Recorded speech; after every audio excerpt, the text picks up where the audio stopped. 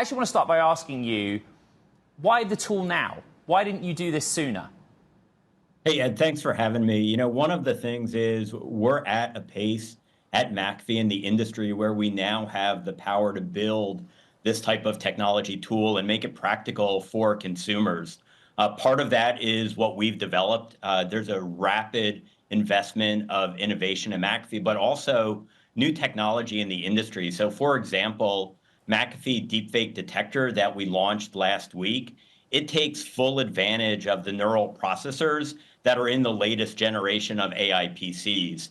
And it's that hardware plus software combination that really makes this practical so that users can run the analysis on the audio, looking for whether something is real or fake continuously without impacting power performance. Okay.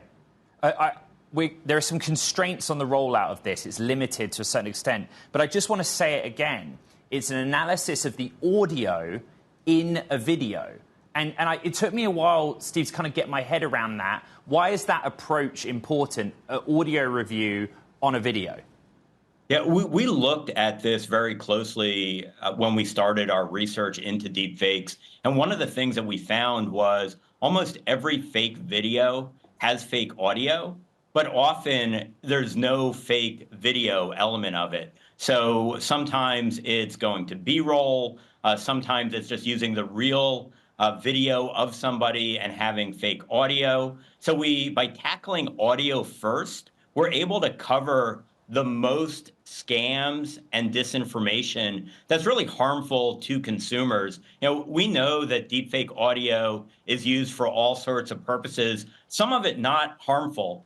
There's a lot of AI parody videos out there. That's fine. But what we're really trying to help consumers detect is when they're looking at something like an investment scam that has a celebrity or a well-known individual making statements, and it is that deepfake audio that then they can detect, oh, like that's actually generated by AI, and I need to be a bit more careful. And especially, as we're 2 months away from the US election, anything that we can do to help arm consumers with powerful tools to detect disinformation is super helpful. It's really quite interesting, almost fun, basically, going onto your website and looking at how you're helping people. No, Taylor Swift won't send you a free Dutch oven. And it's showing that there's a lot of B-roll of Dutch ovens used, and apparently it's Taylor Swift, but it's not when you check the audio and you look at other ones, of Gwyneth Paltrow, for example. Steve, though, going back to what Ed said about the limitations, how can we broaden this out? How can it be that anyone with any computer, any phone, can start to use your technology? So this is our initial launch, and one of the things that you'll see from McAfee is this is the first inning in a long game, and we're not stopping here. We have a lot of great technology that's in the pipeline that's looking at all sorts of other elements around helping consumers detect AI-generated content. We announced some partnerships with Intel a few months ago, and you're going to see some great things from us in the future. So while we're super excited about what we launched this week, because it's real product that we can get in the hands of consumers to solve a really difficult problem, it's just the beginning, and there's a lot to come. We've got an audience that loves the nitty-gritty of the problem. How difficult is it? What technology have you used yourselves to uncover these deepfakes? Yeah, it is a difficult problem, but it's one of the reasons I'm so proud of the technologists, the data scientists we have here at McAfee, because we tackled this and we invented a lot of new technology, but we also worked with our hardware partners. The great folks at both Qualcomm and Intel have been working with us for months.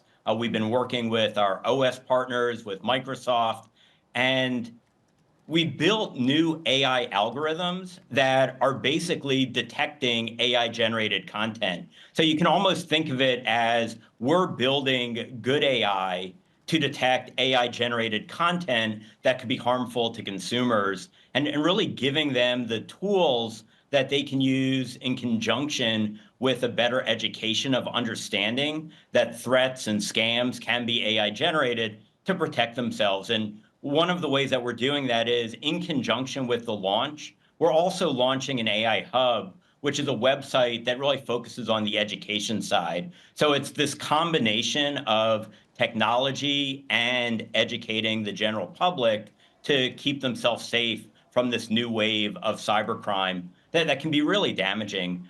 We've seen some of the AI scams can take anywhere from $250 to $500,000. Steve, when I was a kid, I had McAfee on my personal computer, either to clean it up or for some sort of protection. In this day and age, and sorry for the sort of washy statement, what's the business model for you guys in trying to fight deepfakes in an election cycle? So McAfee is committed to keeping consumers safe from digital threats. And that means all sorts of digital threats. So the classic digital threats with malware, dangerous websites, we're still heavily invested in that, and that's a big part of our business. But we know that keeping consumers safe is much, much more. It's protecting consumers from disinformation, from scams, helping them protect their identity, and really all of the things that are going to be the forward-looking challenges for consumers in 2024 and beyond.